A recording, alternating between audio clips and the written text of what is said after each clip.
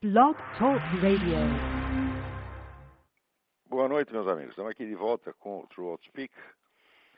Como vem acontecendo em toda a semana, nós temos aqui uma profusão de materiais que mereceriam atenção diferenciada. Mas vamos começar aqui fazendo um breve comentário sobre esse artigo do Renato Janine Ribeiro, Razão e Sensibilidade, que saiu na Folha de 18 de fevereiro. Aí ele diz que está chocado com este crime que aconteceu para um menino, João Hélio, e diz assim: se não defendo a pena de morte contra os assassinos, é apenas porque acho que é pouco.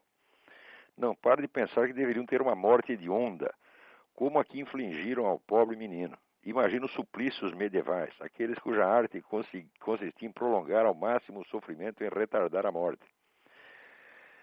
Todo o discurso que conhecem, que em larga medida sustenta sobre o Estado não dever se igualar ao criminoso, não dever matar pessoas, não dever impor sentenças cruéis nem tortura, tudo isso entra em xeque para mim diante do dado bruto que é o assassinato impiedoso. O senhor Renato Janine Ribeiro, como toda a USP, tem uma longa história, tá certo, de esforços para amarrar a mão das autoridades e deixar os criminosos fazerem o que quiserem.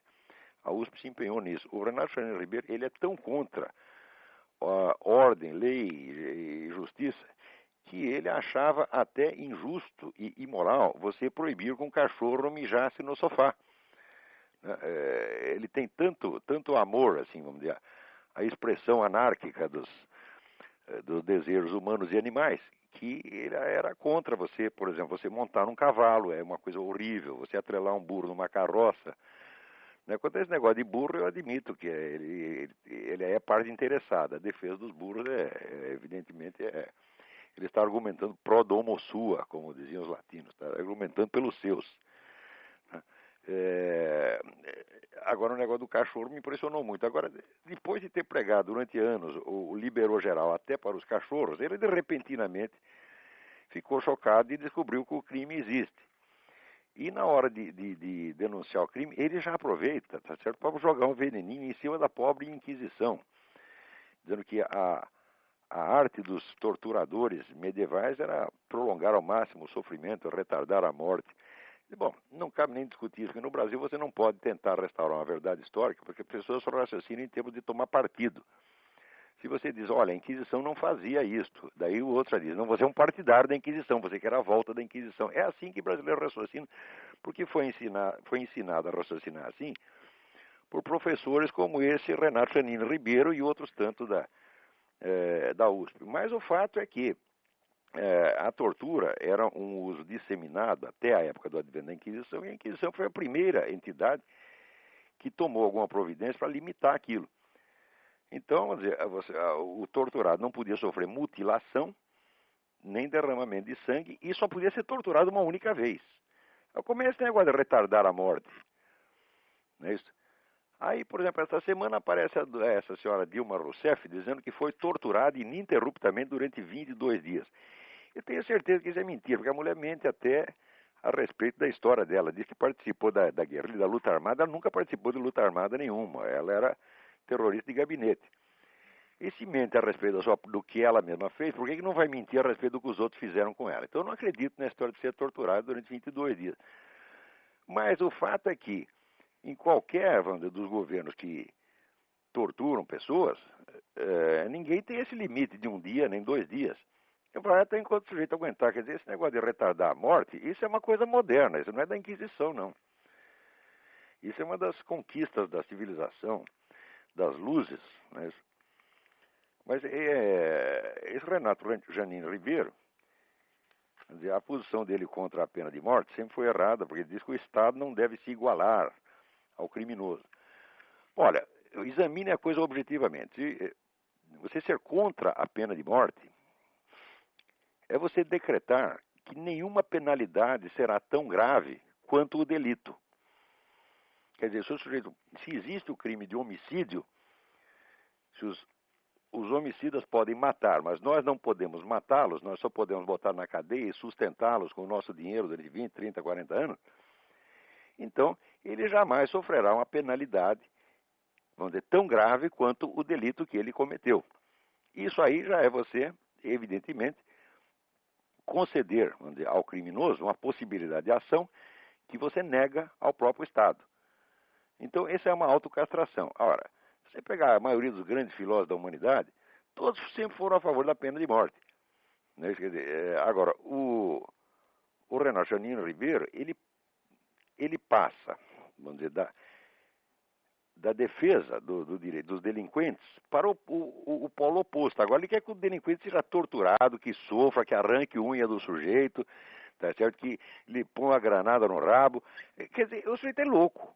Quer dizer, o que é isso? E vem dizer aqui que é um intelectual, um pensador. Esse sujeito nunca pensou coisíssima nenhuma. Isso é uma vergonha. Quer dizer, a importância que dão para esse cara no Brasil é uma vergonha. Muito bem. Agora tem aí uma pergunta muitíssimo interessante aqui do William Singh. Ele manda duas perguntas. Primeiro, o que é que eu penso do Paul Feyerabend? Segundo, o que é que eu acho do modernismo? E bom, o livro do Paul Feyerabend, Contra o Método, eu considero um livro extremamente importante pelo aspecto crítico, para ajudar a desmistificar, vamos dizer, este culto do método científico que existe. Hoje tem pessoas que acreditam, vamos dizer, que ciência é a única ciência, no sentido de ciência natural, é o único conhecimento sério que existe, tá certo? E que tudo mais são apenas expressões do sentimento e da fé. Eu acabei de ter na internet uma discussão com um sujeito desse. Esse tal de Rodrigo Constantino. Ele realmente acredita que só existe duas coisas, ciência de um lado e fé do outro. Ciência é o que segue o método Karl Popper. Né? E o resto é tudo mais, é fé irracional, e fundamentalismo, e fanatismo, etc, etc. Você tem muita gente que pensa assim. O livro do Paul Feyerabend é bom para mostrar que isso não tem pé nem cabeça. Mas, por outro lado, o Paul Feyerabend também exagera um pouco, no sentido em que ele admite, na ciência, todo e qualquer tipo de argumento, inclusive o argumento retórico e poético. Eu digo, olha, o argumento retórico e poético ele pode ser usado na ciência, mas não como instrumento de prova, nem como instrumento de persuasão. Ele pode ser usado como instrumento heurístico. Aliás, sem o discurso poético e retórico, é impossível você pensar. Em qualquer coisa, qualquer assunto que você pense, você começa a trabalhar aquilo com a imaginação. Tá certo? Depois você faz certas escolhas, dessas escolhas você daí seleciona umas quantas que você vai examinar criticamente e por fim você chega a um critério científico. Então essa é exatamente para dizer que o negócio da teoria dos quatro discursos, em todo e qualquer assunto que você vai estudar, você passa pelas quatro etapas, necessariamente. Então você não pode excluí-las. Se você excluir o argumento poético e retórico, a sua mente fica paralisada. Mas isso não quer dizer que eles possam ser usados legitimamente na ciência como instrumento de prova e persuasão, apenas como instrumento heurístico. Heurística é a arte de ter ideias, é a arte da descoberta. Quer dizer, aliás, o pensamento do argumento poético, ele existe para isso.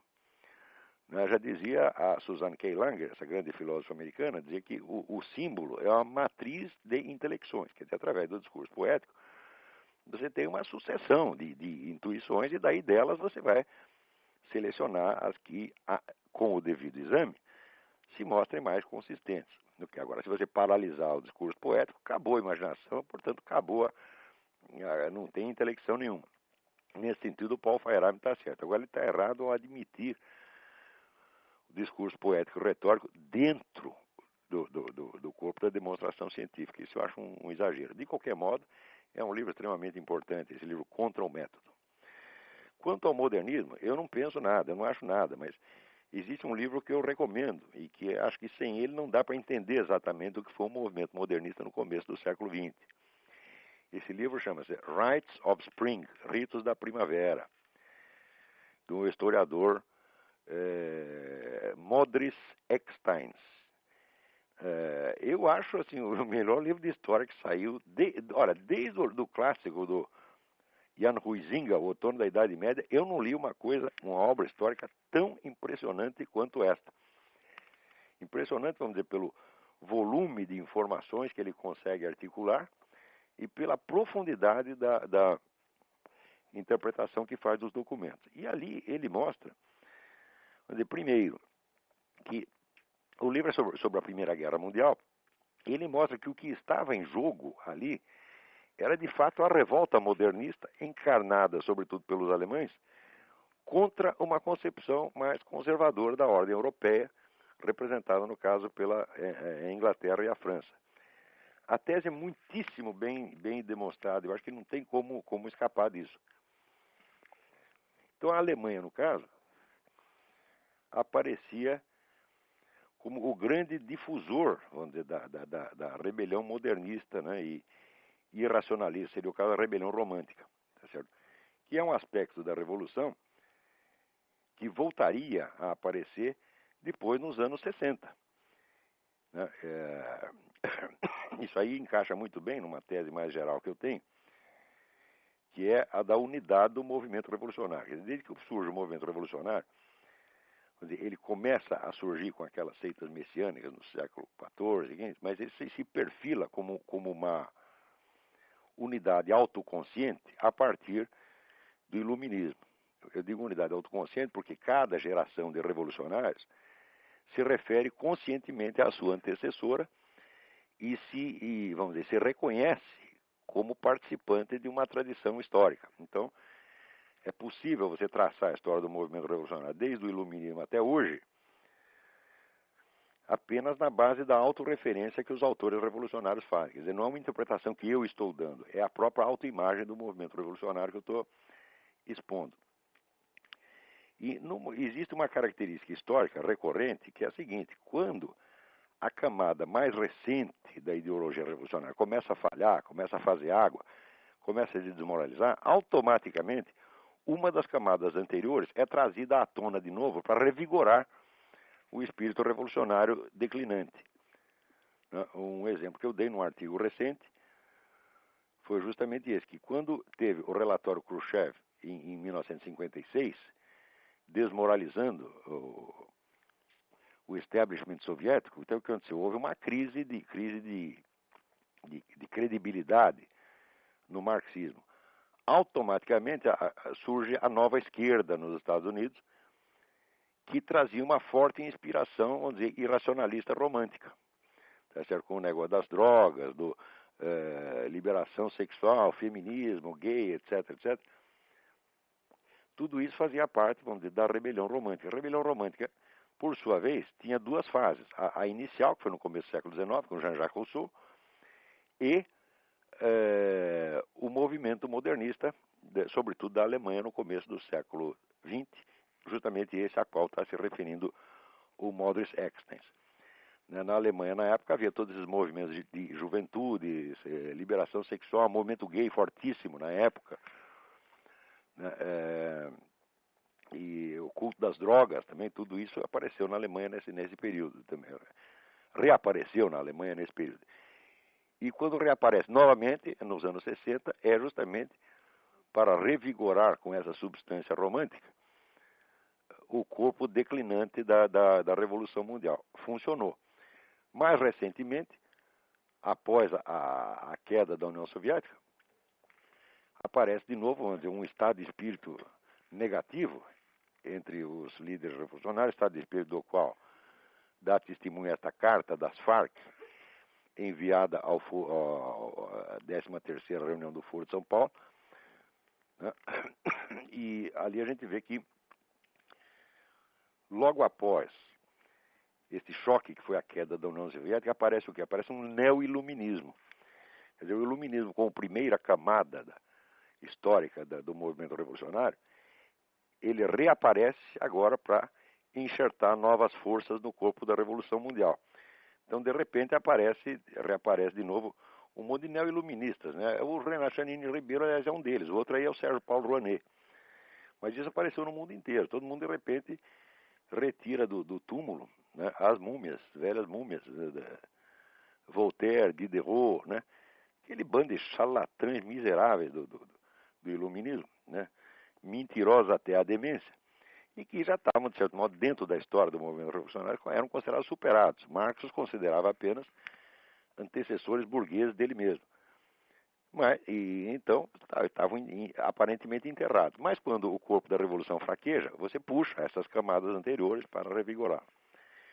E numa dessas aparece justamente o modernismo, tal como o estuda o Modris Eckstein. Não deixem de ler esse livro, é uma obra-prima, chama-se Rites of Spring, Ritos da Primavera. Muito bem, vamos ver o que mais. Aqui é a carta do Carlos A. Júnior. O senhor já foi comunista. Que acontecimento serviu para precipitar aquele estalo e fazer com que o senhor chegasse à conclusão que o comunismo não era a saída? Muito bem. Essa é uma história muito complicada, mas o primeiro sinal de que aquilo não prestava, eu obtive já praticamente no primeiro mês, né, de participação no Partido Comunista. Note bem que dentro do partido eu era peixe pequeno, eu era o que eles chamavam tarefeiro. Tarefeiro é o sujeito que só obedece ordem e não discute, né? Mas acontece que o próprio sujeito que me cooptou para entrar no partido, o sujeito me cooptou, nós entramos, havia uma base comunista ali na Folha de São Paulo, nós tínhamos nossas reuniões, nossas atividades, mas logo em seguida aparece um sujeito muito sinistro do comitê estadual, dizendo o seguinte, olha, o companheiro fulano de tal, ele arrumou uma amante que nós temos razões para suspeitar que seja agente do DOPS. Então, nós temos que isolá-lo durante algum tempo, enquanto nós investigamos esse negócio. E simplesmente delegou 3 voluntários, entre os quais este que vos fala, para localizar um lugar onde depositar o sujeito. Em suma, era quase um cárcere privado, né? E, naturalmente, não fui eu que achei, mas um dos 3 acabou achando um barraco numa favela, que eu lembro que você andava até o zoológico de São Paulo, depois andava mais outro tanto e mais outro tanto. É um lugar que eu nunca mais conseguiria achar. E depositamos o sujeito lá, e de vez em quando íamos lá levar cigarro para o sujeito. Eu sei que passou um tempo, né, daí eu fui desligado dessa missão e esqueci o assunto. Daí estou eu um dia lá nessa época eu trabalhava no jornal Notícias Populares, que é jornal sangrento, que pertencia à Folha de São Paulo. E estou eu lá sentadinho e escuto 2 companheiros do partido, um dizendo para o outro assim: sabe quem estava aí na portaria? Aquele filho da puta do fulano de tal, que era justamente aquele que me havia convidado para entrar no partido. Nós não deixamos nem entrar no edifício. Em suma, o sujeito, por uma suspeita que ela jamais se confirmou, ele tinha sido excluído não somente do partido, mas excluído da profissão. Passa mais um tempo, estou eu lá tomando um cafezinho num bar na frente da Folha de São Paulo, e entra o sujeito magro, barbudo, esfarrapado, um verdadeiro mendigo, e vem falar comigo. E eu, como bom militante, leal ao partido, virei as costas, o cara não quis nem conversar com ele. Foi uma semana depois que eu comecei a pensar, falei, olha, não só eu sou um filho da puta, mas todos esses são filhos da puta. Quer dizer, isso aqui é um ambiente de uma moralidade baixíssima, no fundo, tão ou mais repressivo do que aquela ditadura que ele condena. E eles vivem se queixando de que são excluídos e são, como é que se diz, escorraçados da sociedade, mas eles fazem isso com uma técnica e fazem com uma satisfação sádica enorme. Esse foi o episódio que me botou a cabeça para funcionar. Mas mesmo assim, eu sou muito burro. Eu levei muitos anos ainda para tirar a conclusão, porque mesmo depois que eu me afastei do partido, eu estava envolvido naquela atmosfera esquerdista que domina a imprensa, dominava já naquela época. A imprensa inteirinha era esquerdista. Havia ainda naquela época articulistas de direita importantes. Eu me lembro, por exemplo, do Lenildo Tabosa Pessoa, que trabalhava no Jornal da Tarde. Escrevia uns artigos muito bons no Jornal da Tarde. E eu me lembro que o Lenildo era odiado pela redação inteira, pelo simples fato de ser direitista. O único direitista que não era odiado, que eu me lembro, era o Carlinhos Brickman, que era um sujeito gordo, tamanho de uma porta na altura e na largura. E que era um sujeito tão simpático que ninguém conseguia ficar com raiva dele. Então o perdoavam por ser direitista e até malufista, parece que se dizia. Mas, em geral, a atitude das redações contra pessoas conservadoras era extremamente hostil. Isto já no tempo da ditadura, tá certo? Então, a gente, envolvido nessa atmosfera de esquerdismo geral, ainda levei muitos anos para chegar às conclusões. Acho que foi só uns 5 ou 6 anos depois desse episódio que eu decidi que estava na hora de começar a ler livros direitistas, porque até então eu tinha me intoxicado do manual de marxismo-leninismo da Academia de Ciências da União Soviética, das obras do Caio Prado Júnior, né, das obras do Georg Lukács, e havia dois autores de muito sucesso na nova esquerda, na época, que eram Paul Baran e Paul Sweezy, os dois. Enfim, tinha uma infinidade de livros comunistas. As obras de Lenin eu li um bocado nesse período. Ou seja, tinha passado 7 anos me intoxicando de comunismo, e daí me deu o estalo. Falei, pô, mas por que eu não leio os caras do outro lado também? Né? Daí que eu comecei a ler alguns pensadores conservadores na medida em que os encontrava. Porque você veja, este pensamento conservador, ele é tão excluído no Brasil que você tem dificuldade até de saber quais são os autores. Quando se publicou, 3 ou 4 anos atrás, esse famoso Dicionário Crítico do Pensamento da Direita, feito por 106 professores, pagos a peso de ouro pelo governo brasileiro, o que eles fazem? Todos os autores importantes do mundo conservador estavam excluídos. Então, existe uma barreira, você nem tem acesso a isso, você não chega a saber. Então, eu, com muita dificuldade, fui encontrando um autor ou outro. Você veja, a burrice imperante e que se impregnou na minha pessoa era tão grande que eu levei... 20 anos depois é que eu fui ler, por exemplo, Russell Kirk, que era vamos dizer, o grande teórico, inspirador aqui da ala conservadora do Partido Republicano. Mas na época eu li, por exemplo, o Ortega y Gasset, eu li o Joseph de Maistre, eu li o que havia ao alcance. Né? E aos poucos fui vendo que não eram os monstros que se diziam, que ao contrário. Monstro era Georg Lukács, que vivia puxando o saco de Stalin, mudava de ideia sempre que o Stalin mandava, assim por diante. E foi isso que foi mudando gradativamente a minha posição. Eu não consigo nem datar, né, o dia em que, vamos dizer, realmente eu rompi com o esquerdismo inteiro, mas foi gradativo, porque eu lembro que até uns 10 anos atrás eu ainda tinha algum respeito intelectual por autores de esquerda. Hoje não tenho mais respeito nenhum, porque vejo que não merecem. Dizer que Marx é um vigarista é pouco. Marx é um charlatão integral. Tudo que esse homem escreve é falsificado, cada linha. Quanto mais você estuda, mais você vê isso. Agora, no começo, é difícil você perceber isso por causa da autoridade, do prestígio imenso que tem. Agora, quanto tempo leva, vamos dizer, um jovem brasileiro para ele escapar dessa atmosfera que é dominante e imperante, que está por toda parte, e começar a raciocinar? Né? Quer dizer, isso é que nem o peixe. O peixe não consegue saber o que é água porque ele nunca esteve fora da água, então não tem meio de comparação. Isso, para um estudante brasileiro, é um dos maiores desafios. Vamos lá.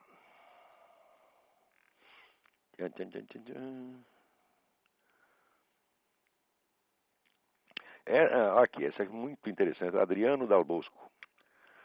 O senhor impressiona pela sua capacidade de citar e comentar livros, sendo que muitas vezes o senhor não só cita o nome do autor, óbvio, como também puxa a frase de lá de dentro.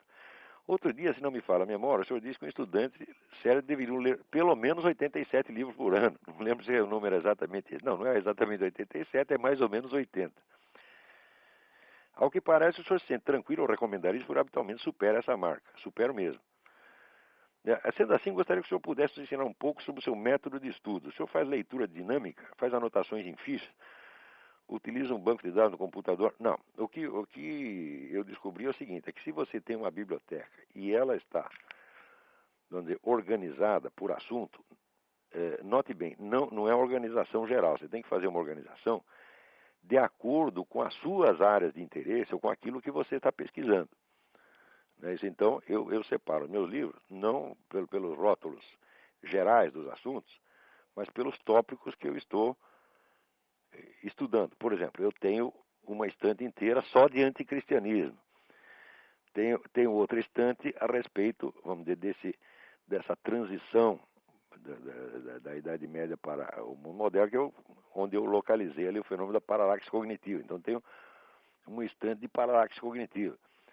E os livros que não estão sendo usados, então, são classificados pelos assuntos, vamos dizer, estereotípicos, né? História da filosofia, religião, etc, etc. Mas o que mais interessa é a organização funcional em torno dos pontos em estudo.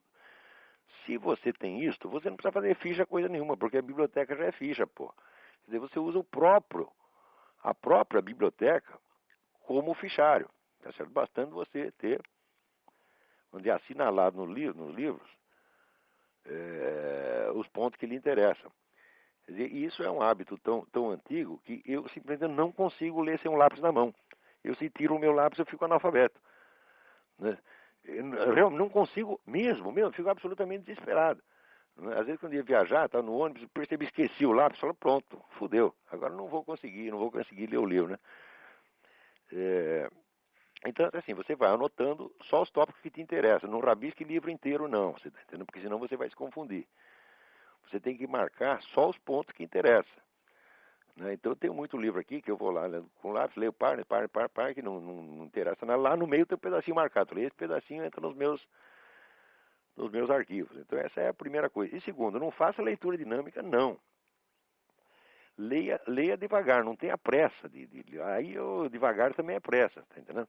Porque senão isso aí vai dar com muita pressa, dá ejaculação precoce, tá entendendo? Não é isso que você tem que fazer, você tem que ler para entender, tá certo? E não creia que você entendeu a página se você não é capaz de expô-la com suas próprias palavras. Quer dizer, eu, por exemplo, pessoal, recomendo quando você aprende uma língua estrangeira, que você passe a raciocinar nela. Eu não faço isso de maneira alguma. Tudo que eu leio em inglês, francês, italiano, espanhol, até um pouquinho de alemão. Eu leio alemão com muita dificuldade, mas leio. Tudo isso eu traduzo mentalmente. Por quê? Para ter a certeza de que eu apreendi a ideia. Entendeu? Então, quer dizer, eu vou devagar. Agora, o devagar também é pressa. Tá entendendo? Se você vai com interesse de ler, também você não pode esquecer aquela recomendação do Antonin Saint-Exupéry no livro A Vida Intelectual, que diz que existem vários níveis de leitura, tá certo? Existe a leitura formativa, a leitura informativa, quer dizer, a leitura de inspiração e a leitura de divertimento. Então, isso quer dizer, em geral, eu estou com alguns livros que são centrais para o que eu estou estudando nesse momento, e esse livro eu não me incomodo de levar 1 ano, 2 anos para lê-lo. E em volta, quando eu canso disso, eu vou lendo outras coisas mais rapidamente, pelo menos para me informar sobre o que são os livros. Se algum dia eu precisar voltar a eles, eu volto. Por exemplo, eu estou aqui no livro The Ecumenic Age, a Era Ecumênica, do Eric Fögling. Eu acho que eu estou com esse livro, já é o segundo exemplar que eu tenho do mesmo livro.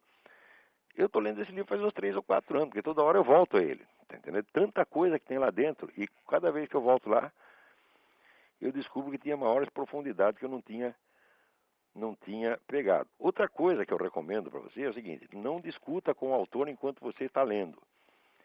Aceite tudo como se fosse a mais pura verdade. Tá certo? Quer dizer, raciocine como ele. Faz como você faz quando vai ver um filme. Um filme, o que é? Você assistir um filme é como se fosse um sonho.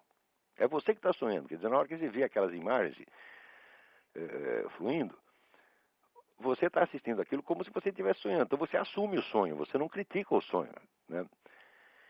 Depois que você acorda, que você vai ver se aquilo é possível ou não é possível. Então, eu, quando estou lendo o livro, eu me deixo impregnar inteiramente por ele, sem medo de ser enganado. Por quê? Porque se o sujeito estiver enganado, isso aí vai aparecer mais cedo ou mais tarde. No mínimo, você lendo vários livros, você se deixando impregnar por influências diferentes, elas mesmas, elas se compensam umas às outras, tá entendendo? Então, vamos dizer, a confiabilidade, a ausência de desconfiança é muito importante. Então, é mais importante você saber onde o autor tem razão, não importando se ele é Karl Marx, São Tomás de Aquino, Eric Fögling ou Aristóteles. Né? Outra coisa, que até a minha mulher está me lembrando, passou aqui um bilhetinho. Lembra, quase, vamos dizer, uns 80% do que eu estudei na vida foi assim, em intervalo de trabalho, em ônibus, em sala de espera. Onde quer que eu vá, eu tenho horror de fila e tenho horror de ficar esperando sem fazer nada. Então eu ando com 2, 3 livros para todo lugar que eu vou por uma mera questão de precaução. Vai que o nego me bota numa fila, eu já tenho o que fazer. Né? Então, assim, esse trabalho constante. Né? E tudo depende, no fim das contas, a coisa fundamental em qualquer estudo é o interesse verdadeiro, tá certo? Que determina a sua capacidade de estudo. Não é o seu QI, tá certo? O meu QI, pelos testes, ele não é baixo, ele é, pelos testes, 147. Mas é inferior ao da Madonna, como você pode perceber, tá certo? Mas eu tenho a impressão que esse QI aumentou, porque eu, quando era moleque, era muito burro. Mas o interesse verdadeiro de saber, ele torna você inteligente, entendeu? Se você quer saber mesmo, ninguém segura, entendeu? Então, sempre o interesse. Outra coisa, não estude coisa só por obrigação exterior, fuja disso, né? Só estude aquilo que você tem realmente interesse. Bom, esse não é um método, é apenas algumas dicas soltas, tá bom? Espero ter ajudado em alguma coisa. Agora, o Lúcio pergunta aqui: o senhor nos poderia fornecer uma análise crítica da filosofia de Ayn Rand? Não, uma análise crítica completa eu não posso, tá certo? Porque eu só li 2 livros dela. Um romance, que é aquele The Fountainhead. Não, perdão. O que eu li foi o Atlas Shrugged e vi o filme da Fountainhead e li um livro que foi publicado no Brasil, A Virtude do Egoísmo. Então eu tenho alguma ideia da filosofia da Ayn Rand, não posso fazer uma análise crítica, mas posso assegurar uma coisa para você. Filosoficamente aquilo não tem a mínima importância.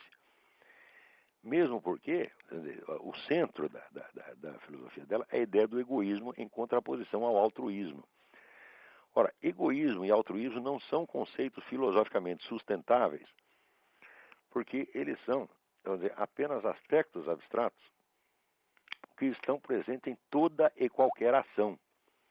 Tá certo? Por exemplo, se você perguntar quando Jesus Cristo se deixou crucificar para salvar a humanidade, né, ele foi altruísta ou egoísta? Aparentemente foi altruísta, porque está sacrificando pelos outros. Mas acontece que esses outros, né, ele sendo realmente o Logos encarnado, ele sendo Deus, então essa humanidade pertence a ele. Então, vamos dizer, ele estava cuidando das suas propriedades.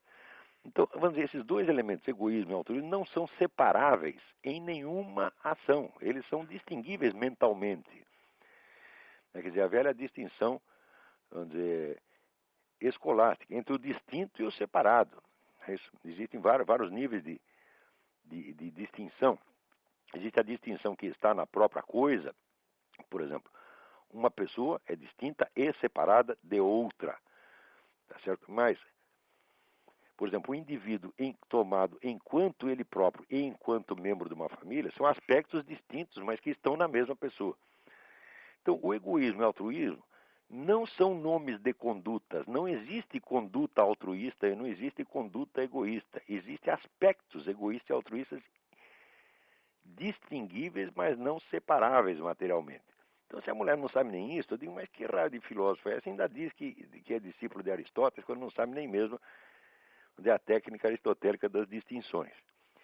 E, em segundo lugar, na medida que faz uma ética baseada no egoísmo, o que ele está querendo? Ele está querendo aliviar, né, esse pessoal que ganha dinheiro, pessoal empresário que ganha dinheiro, eles são muito acusados pelos outros de ser egoístas. Eles não podem ser egoístas, porque é impossível um sujeito ganhar dinheiro só para si.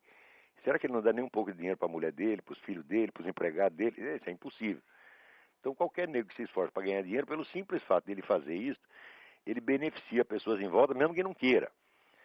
Mas, quando o camarada começa a ganhar dinheiro, os outros acusam de ser egoísta. Então, a Ayn Rand inventou uma técnica psicológica para aliviar a culpa desse sujeito. Então, isso aí é apenas uma psicologia prática para o uso de empresários culpados. Chamar isso de uma ética é de uma presunção absurda. Não tem ética nenhuma ali. Uma outra coisa que me chamou a atenção na história do Fountainhead, que eu não li, eu assisti apenas a versão com Gary Cooper, é que é a história de um arquiteto gênio que quer fazer umas casas diferentes que contrastem com o estilo admitido, o estilo acadêmico, por assim dizer. Então ele alega, e a Ayn Rand, a autora da história, evidentemente toma partido dele, que um edifício tem que ter personalidade, um edifício é uma individualidade, etc, etc. Daí eu pensava, mas será que esse animal não percebe que não é só o edifício que precisa ter personalidade, precisa ter estilo, mas a cidade também tem que ter? Né? E que se você começa, vamos dizer, a romper o estilo da cidade só para fazer uma coisa diferente, bonitinha, individualizada, você arrebenta com com a estética das cidades.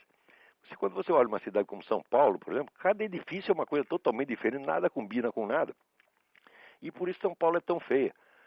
Agora, quando você percorre essas cidades americanas, onde as pessoas são fiéis ao estilo mais tradicional, e quando elas inventam alguma coisa, inventam dentro daquele estilo, as cidades são maravilhosas.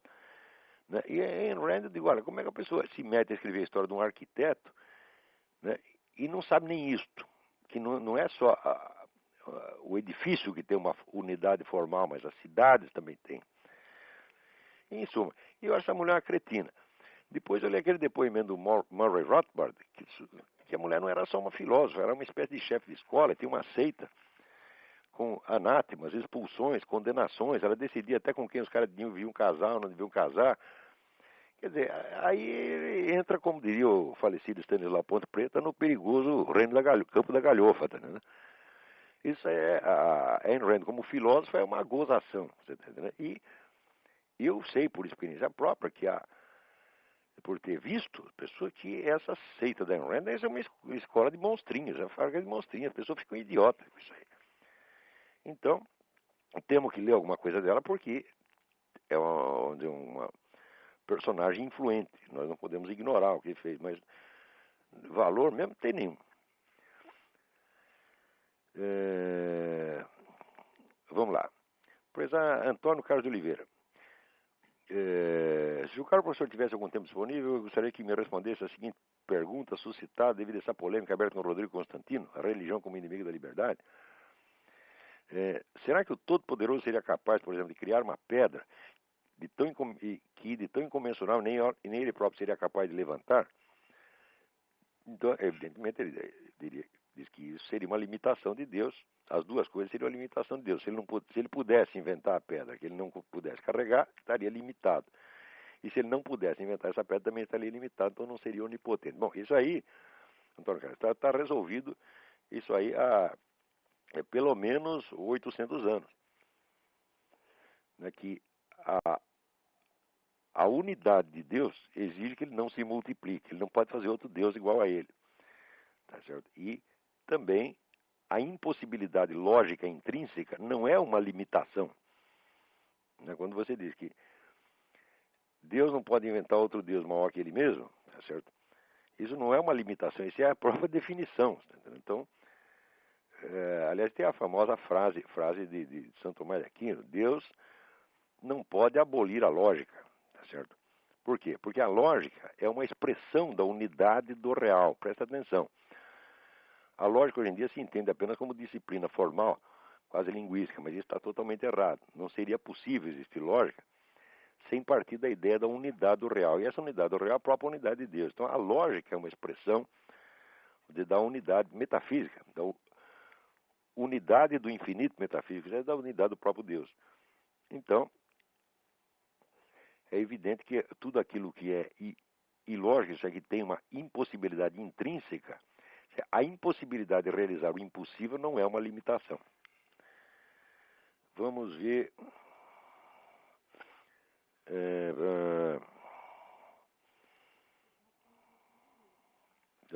Tem gente aqui esperando para falar. Vamos ver. Alô? Quem está na linha? Alô? Alô? Quem está na linha? Alô, Olavo? Eu. Alô? Alô, tá ouvindo? Olavo? Tô ouvindo. Quem é? Aqui é o Davi de Belo Horizonte de novo. Tudo bem? Tudo bem. Aqui, ó, nesse programa passado, eu queria desculpar porque eu acabei falando um bocado. Dessa vez eu vou falar muito menos. Eu tenho duas perguntas. Diga. O senhor disse que, eu lembro do sexto podcast que o senhor fez com o Yuri, o senhor falou que estava estudando o fenômeno da paralaxe cognitiva, inclusive historicamente. Eu queria que o senhor desse uma geral no que o senhor já conseguiu descobrir. Nossa, mas é tanta coisa, rapaz. Quer dizer, a paralaxe cognitiva eu defino como, vamos dizer, a diferença, o afastamento entre o eixo da construção teórica e o eixo da experiência real do indivíduo que está fazendo essa construção. Então, a partir de um certo momento na história, ocorre uma ruptura dentro do pensamento ocidental, que é o seguinte: antes,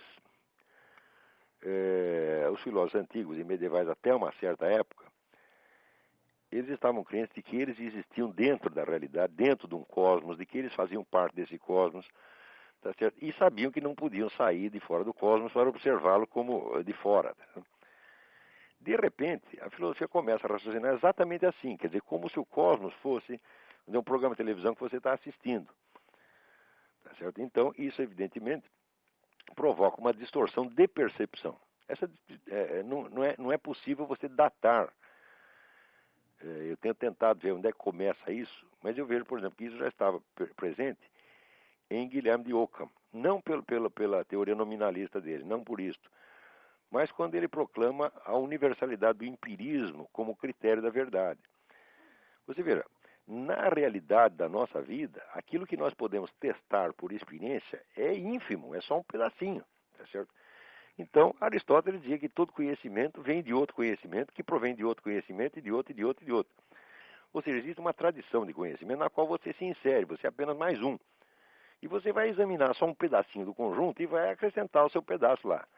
De repente, o Ockham coloca o filósofo como se fosse um fiscal da ciência universal, que tem que, vamos dizer, colocar tudo em teste. Então, o empirismo, ele é fácil de você proclamar o empirismo, mas é impossível de você praticá-lo. Você só pode ser empirista com relação a uma parte ínfima da realidade. E, evidentemente, o Ockham não percebe isso. Ele acredita que ele é empirista. Já deu qualquer sujeito que diga que é empirista, ele está mentindo. Ele só pode ser empirista com relação a um pedacinho da realidade. O resto ele vai aceitar, vamos dizer, consensos tradicionais, ou que é pior, até consensos contemporâneos. Tá certo? Então, nós não podemos. E quando chega com Descartes, o negócio da dúvida universal, você vê, o indivíduo coloca a dúvida universal, ele coloca o universo entre parênteses e coloca fora como se fosse Deus. Isso é fácil de falar, mas não dá para fazer. Tanto que, nas famosas meditações de filosofia primeira, Descartes diz que ele está fazendo isso, ele diz que ele está colocando em dúvida tudo, mas, entre parênteses, essa dúvida que ele monta tá, vamos dizer, incorporada numa multidão de certezas implícitas que ele não percebe. Então, aí você vê que já existe uma diferença entre o que o sujeito está vivendo realmente e o que ele está teorizando. E essa diferença ela vai se aprofundando e se tornando cada vez mais invisível à medida que o tempo passa. Tá certo? E isso vai destruindo a inteligência filosófica no Ocidente. É por isso que você... Só uma parte, isso não é uma questão de malícia, então? O cara não faz isso por mal? Olha, é difícil você dizer isso porque a burrice é uma forma de malícia, né? E a burrice, quando passa num certo limite, ela é pecaminosa, entendeu? Quer dizer, você não tem o direito de acreditar em certas coisas porque elas estão abaixo da dignidade humana. Elas estão abaixo, sobretudo estão abaixo do patamar de conhecimento já alcançado pelas gerações anteriores. Quer dizer, eu noto nessa coisa do empirismo de Guilherme de Ockham uma cegueira, um escotoma, como tem uma mancha no olho, o cara não enxerga um pedaço, entendeu? Eu não posso dizer que seja uma coisa moralmente inócua, tá entendendo? Porque pecar, todos nós podemos pecar, pecamos incessantemente, mas você não pode pecar contra o Espírito Santo. Entendeu? Quer dizer, uma obstinação contra a verdade é um pecado contra o Espírito Santo. A gente tem que ser dócil à verdade. Não a verdade do que nós pensamos, porque nós pensamos em nada. Nós temos que ser dócil à verdade do universo que nos cerca e dentro do qual nós estamos. Ora, qualquer sujeito, vamos dizer, tem a obrigação de saber que ele está dentro do universo, que ele está dentro do cosmos e que ele não é uma divindade que pode se colocar fora do todo e julgá-lo. Está entendendo? Você não pode se colocar, mesmo que você pudesse se colocar, vamos dizer, fora do cosmos físico, você estaria dentro da infinitude metafísica. Já dizia o apóstolo São Paulo, nele vivemos, nos movemos e somos. Nós estamos dentro de Deus, nós somos possibilidades internas do próprio Deus. E jamais conseguiremos sair disto. Agora, se você isola um pedaço e acredita que aquilo é a realidade e que você está observando de fora, então, em primeiro lugar, você está maluco. Tá certo? Em segundo lugar, você está criando um mundo à sua imagem e semelhança. Quer dizer, é um delírio. É um tipo de delírio. Não é isso? Por exemplo, essas pessoas que fazem uma filosofia sobre a meta da história. Eu digo, como a meta da história? Depois de alcançar a meta da história, a história vai acabar? Quer dizer, você sabe o dia que vai acabar a história? Nenhum de nós sabe. Nós estamos dentro de um fluxo de conhecimento que nós não sabemos exatamente como começou e muito menos sabemos quando vai terminar. Portanto, nenhum de nós pode falar do sentido integral da história. Só podemos falar de sentidos parciais dentro de uma civilização, dentro de uma sociedade. O sentido global da história é absolutamente inapreensível. Não faz sentido isto. Como diria o Rock Balboa, né? Como é? Como diria o Rock Balboa, it's not over until it's over, né? Exatamente. Não. Agora, quando é que vai acabar? Essa é a pergunta. Se você não sabe quando vai acabar, você não sabe qual é o sentido. Porque uma vez que um determinado sentido se realizou, a história continua e aparece outro, e outro, e outro, e outro, e outro. É isso. Essas pessoas que aparecem com teorias universalmente explicativas. Agora acham que a teoria de evolução explica não somente a variedade das espécies animais, mas explica todas as formas de cultura, a história humana inteira. Isso é uma bobagem. Uhum. Quer dizer, a proposta já é imbecil por si mesma. Quer dizer, e é claro que a investigação empírica da história comprovará que tudo isso é falso. Não que esse aspecto não exista. Ele existe, mas ele está dentro de 1000 outros. Então, aí começa a haver uma espécie de guerra da inteligência humana contra a complexidade do real. Você tá entendendo? Então, o homem perde aquela docilidade ao real, que é tão característica dos filósofos antigos, de Aristóteles, próprio São Tomás de Aquino, tá entendendo? Que sempre que as coisas desmentem o que ele está dizendo, ele aceita. Quer dizer, a realidade tem autoridade sobre a filosofia dele, né? Sim. Bom, a minha segunda pergunta e última eu ouvi alguém falando que o senhor seria gnóstico, mas agora que eu vi algumas coisas recentes, isso não parece ser verdade. A minha resposta é gnóstico é a puta que eu pariu. Ponto final. Assim, não o senhor pode, então, com isso. O senhor pode me dizer, então, por onde que passa essa história de gnosticismo e agnosticismo? É um negócio meio estranho isso. Quer dizer, quem começou com isso foi a história do Orlando Fedeli, mas o Orlando Fedeli não bate bem os pinos, eu cansei de discutir com ele. Eu comecei a discutir a sério, levei o homem a sério que me parecia um homem honesto, né? Então, honesto ele até é, mas o raciocínio do cara é tão infernalmente circular que eu acabei vendo que eu estava dentro de um fenômeno psicótico e discutir com um cara desse não tem fim. Você entendeu? Então, o objetivo ali não é científico, quer dizer, você tem certas tomadas de posição doutrinais, quer dizer, a interpretação que ele faz de certo ponto como é que se diz? É uma interpretação doutrinal, dogmática, e, portanto, não está aberto à variedade dos fenômenos. Então, não adianta discutir. Agora, não estou comparando Orlando Fedeli com o Rodrigo Constantino, pelo amor de Deus. O Orlando Fedeli é um homem de cultura. Né?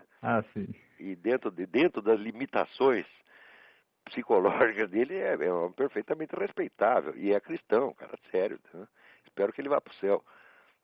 Agora, o Rodrigo Constantino não é que ele vai para o inferno, ele nunca vai sair da privada, pô. Não, tudo bem, então, Olavo. Que eu vou desligar. Deixa eu ver se tem mais alguém aí. Obrigado. Alô? Olavo? Eu? É o Luiz Gamboja, aqui de Minas Gerais. Oi, tudo bem? Tudo bem? Tudo bom. No programa passado estava falando da inveja, né? Aham. Aí estava falando que a inveja no Brasil parece que é norma, né? Nossa, é a cultura da inveja. Aí veio a pergunta seguinte: a inveja, ela só prejudica por uma espécie de conspiração?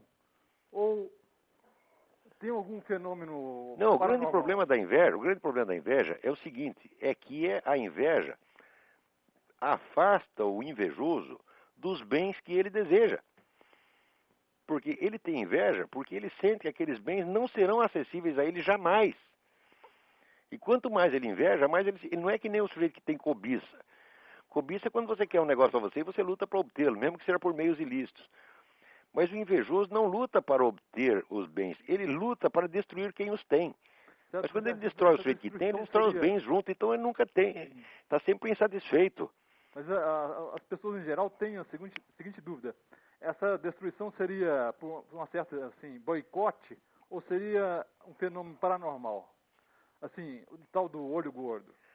Não, olha, existe, veja, eu não sei se é o olho gordo propriamente dito, mas eu sei que tem um elemento que é importante, que é o medo do olho gordo. É, O medo do olho gordo torna as pessoas vulneráveis. Você tem medo de que o outro olhe feio para ele, tá certo? Então ele se torna, vamos dizer, ele aceita a opinião de um grupo que pode estar errado, só porque ele tem medo de ser medo do mal olhado. Quem escreveu coisas maravilhosas sobre isso foi o Jack Wheeler. Jack Wheeler é um aventureiro que tem aqui nos Estados Unidos, né? Que era um caçador de tigre, alpinista, etc, etc. E é um sábio, tá certo? A única coisa que eu discordo dele é que ele é antitabagista fanático, mas é um grande sujeito, eu gosto muito dele. E ele escreveu uma série de artigos, vamos dizer, explicando a fragilidade do pessoal conservador, direitista, liberal, etc, etc, pelo medo do olho gordo. Eles têm medo que o pessoal da esquerda olhe, né, faça cara feia para eles. E o medo do olho gordo é um dos grandes mecanismos de controle social que existe hoje. Então a criação própria da mente da pessoa, né? Agora, pode haver um elemento espiritual aí na origem remota disso, a origem civilizacional disso, tá entendendo? Mas no caso individual não precisa ter nenhum mecanismo espiritual específico, porque já é um mecanismo, um automatismo que existe dentro da própria sociedade, já está consolidado. Né? A gente vê o seguinte, quando aparece um palhaço que nem esse governador de São Paulo, esse Cláudio Lembo, né?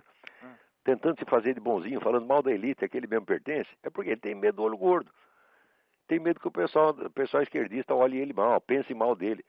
É o sujeito que não quer que os outros pensem mal dele, ele já está perdido, já está amarrado, porque vão pensar necessariamente. Mas se eu fizer questão de agradar, olha aqui, eu faço a questão de agradar a minha família, de agradar a Deus em primeiro lugar, de agradar minha família, de agradar meus amigos, os outros eu quero que se fodam, tá entendendo? Eu não estou afim de agradar todo mundo. Eu não sou tão lindo assim que deva ser amado pela humanidade, tá entendendo? Eu me conformo em receber só aquele pouquinho de amor que o ser humano necessita. Né? A opinião dos outros, pode ter aí milhões de Rodrigos Constantinos, né, que vão lamber sabão, tá entendendo? Eu não estou querendo que todo mundo me ame. Se você quer que todo mundo te ame, você termina que nem o Hitler. Então o que é o Hitler? É um caso, vamos dizer, de carência afetiva monstruosa, quer ser amado pela humanidade. Tirando os judeus, evidentemente. Ele diz, olha, eu jogo o judeu no lixo, os outros têm que me amar. O senhor falou, você falou de uma origem civilizatória, né? Onde é que a gente pode buscar isso?